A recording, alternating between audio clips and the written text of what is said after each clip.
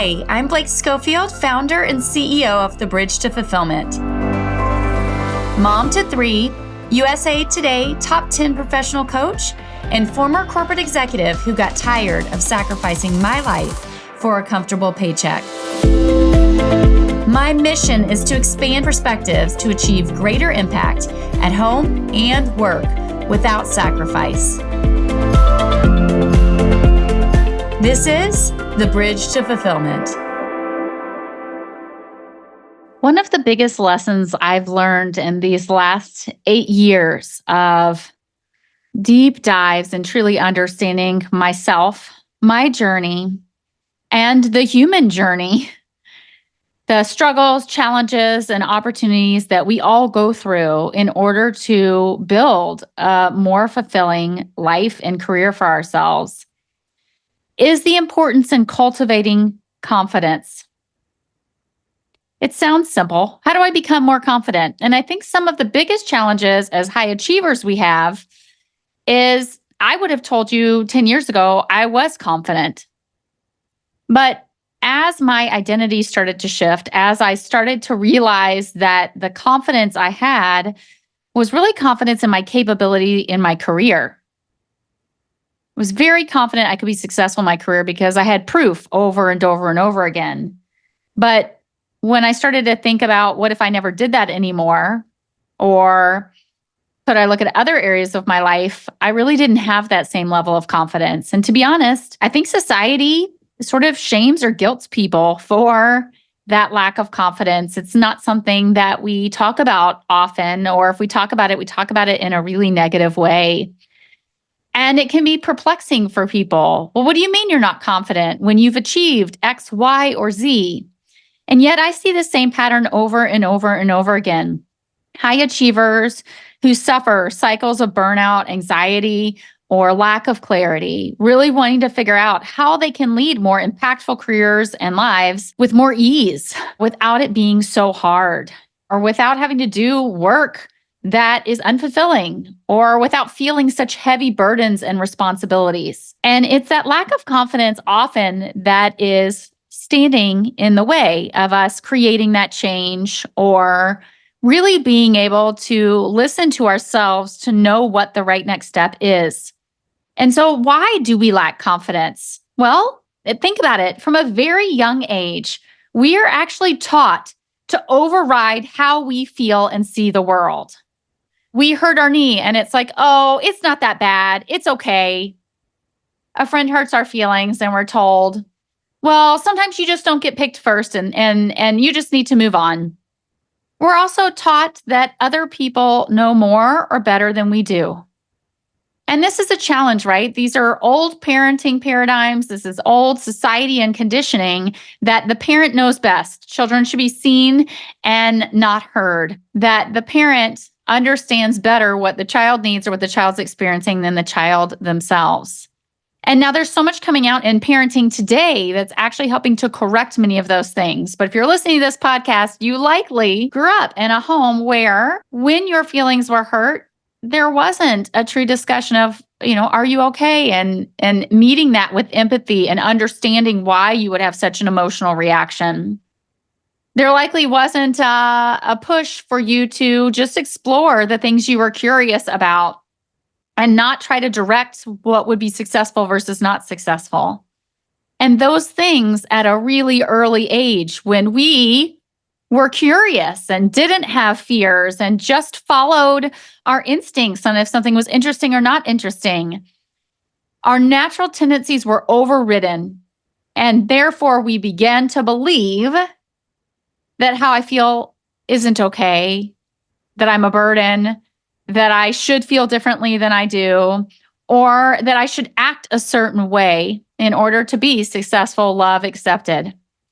And then you topple that with a society focused on having to have proof or facts for everything, instead of teaching people how to learn and trust their own intuition. And you end up with a lot of adults that ultimately are gaslighting themselves, ignoring themselves, and trusting other people more than themselves, even when what that other person is saying doesn't feel quite right. I had a conversation with a client today that was such a beautiful example of this. He was sharing with me moments, in his last week where he felt a certain way and then immediately overrode that. So he was planning to go work out, but his body really felt tired. And he ended up taking a 30-minute rest before he went to work out. But he actually guilted and shamed himself. I shouldn't be tired. I should have forced myself to get up and go work out. We are doing these things to ourselves all of the time. And when I stopped and I said, wait a second, you overrode what your body said and you shamed yourself for needing a rest when your body told you you needed a rest. And you still went and worked out anyway. And who's to say that you should work out at a certain time? But in that experience, it became a net negative for him. Because instead of being able to see, oh, my body is telling me what it needs, and I honor that, and then when I feel better, I go work out. Instead, he had gone through a process of guilting and shaming himself that he was tired and he needed a rest, then guilting and shaming himself that he did take the rest, then guilting and shaming himself that he hadn't worked out earlier.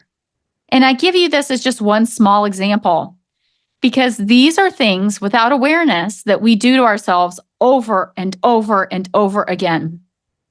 When we meet somebody and we instantly don't like them, and we override it saying, I don't know anything about them, I shouldn't judge them, I'm a bad person because I'm judgmental, et cetera, et cetera.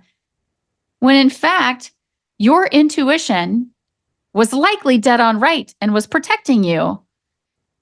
But you gaslit yourself because you didn't have proof, because you didn't feel like you should feel that way, because you should feel something else, to ignore what your body and your intuition knew were truth.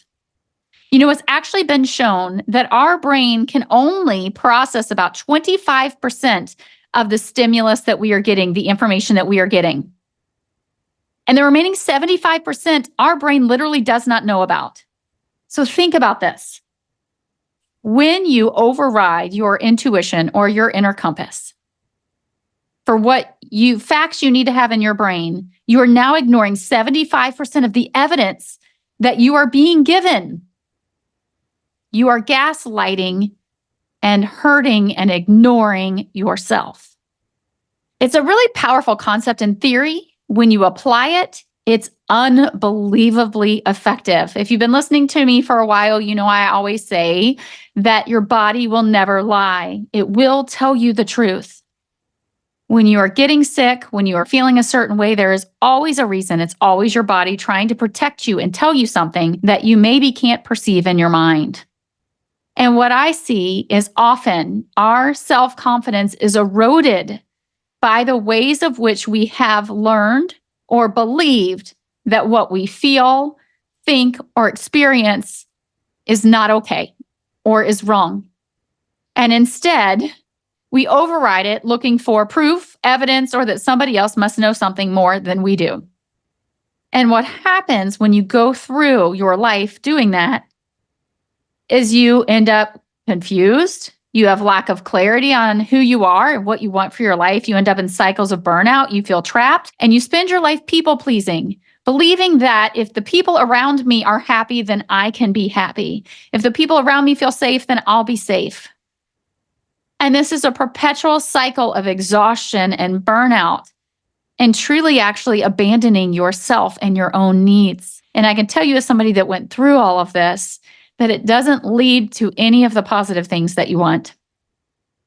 And so building the life that you want, gaining confidence in yourself and your own decision-making and your own intuition is one of the fastest and most impactful ways to be able to create the life that you want. Get the clarity on what you want to do next and what matters to you in life and the changes you can make to continue to improve your life.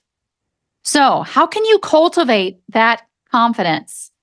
Well, you can begin really listening to your intuition or your inner compass. A couple things about that. Your intuition or your inner compass will speak in whispers, and often it will speak so fast that if you don't listen, you'll override it with your thoughts.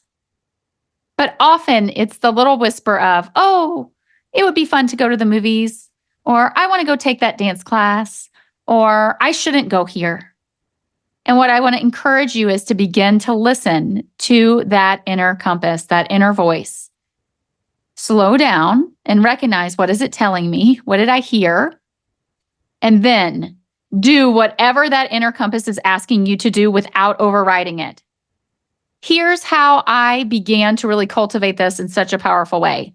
If I got an intuition to do something, the thing I would ask myself is, if I do this, will it cause danger to myself or someone else? And if the answer was no, it's not dangerous to myself or anyone else, then that meant I should go do it. And I should go do it whether it felt illogical, I didn't really understand what it was going to lead to. I would just follow the inner prompting. With no expectation, I would let go of expectation on what the outcome was. I would just go do the thing. And in doing the thing, the beautiful thing that would happen is the dots would then begin to be connected backwards. Oh, I had an intuition to go do this and I went and did it. And it was really amazing. Or I had an intuition and I went and did this thing. And then this other thing happened that would have never happened if I hadn't done that. And I began to see all of the beautiful ways of which my inner compass was guiding me in ways that my brain didn't know. It knew more about what I needed than I did. And the more I learned to listen to that inner voice and just take that next step, the more I could see the beautiful interconnectivity of all of the possibilities that were being opened for me that I would have missed. The ways I was being protected from people and circumstances that were not in alignment for me. The way of which really random feelings or thoughts that I had led to amazing experiences, connections, relationships that I would have never experienced had I not followed that inner prompting. And so today, I want to leave you with this. True confidence doesn't come from your identity in a job or a relationship or parenting. It comes from being able to trust yourself and your decisions and know that you are creating the life and the career that you want. And it starts with honoring what you feel and need and think without saying, I shouldn't feel this way. I shouldn't want that. That's not possible. And it can start with these tiny little experiments. Just follow the prompt and then see what happens. And the data you gather will begin to tell you a lot. And you'll begin to build a knowledge base of sorts, almost like an encyclopedia of how things work for you, how your inner compass speaks to you, that will help you gain more and more confidence in your ability to know what is right and best for you. And that is where the freedom truly lies. We don't talk nearly enough about this as a society, and yet I can tell you that this is the key in so many ways to peace of mind, joy, happiness, freedom, acceptance, love, all of the things that you are really seeking. Because life is always working for you. It's always working for your advantage. The challenge is we often are misinterpreting or overriding the lessons we're being shown. And when you begin to just take these small steps to trust yourself, you begin to gather the evidence that shows you the possibilities ahead, the ways of which you took steps that you had no idea where they were headed, but they took you so much better than you could have ever imagined, or the ways of which, if you had ignored it, would have led you in the wrong direction. It's a beautiful gift, your intuition and your inner compass, and it's one I want to encourage you. Start today. Every single day, start listening to what is showing up for you. And if it's not going to hurt yourself or somebody else, just go take the action and then watch the beauty that unfolds.